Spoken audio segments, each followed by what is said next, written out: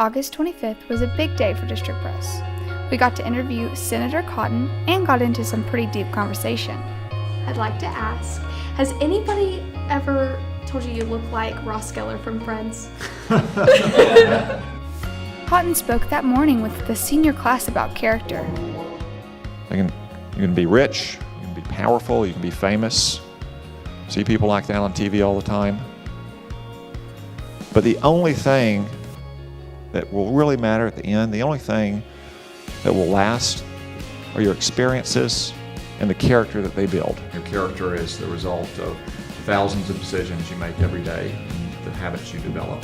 And in the end, that's the one thing you have that people can't take away from you, is the character you have and the service you render to others.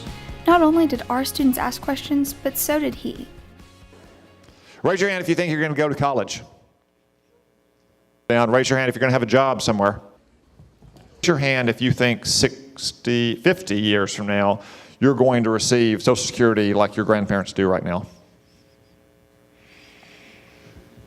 Not much confidence. In Focus got to sit down with Senator Cotton, who is often in the public eye, and we discussed division, race, and issues that have surfaced in America lately. We should reorient our legal immigration system to try to attract the most talented, the most highly educated, the most skilled immigrants who are going to come here, provide for their families, not use welfare, pay taxes, and create jobs for other Americans as well. Well, I was obviously aware of what was happening in Hot Springs, and I was monitoring the situation in the news, but I'd point out that it didn't really make much news, and that's to the credit of local law enforcement and civic leaders. There's always going to be fringe elements in our society, whether it's white supremacists or neo-Nazis or Klan or communists and socialists, what have you.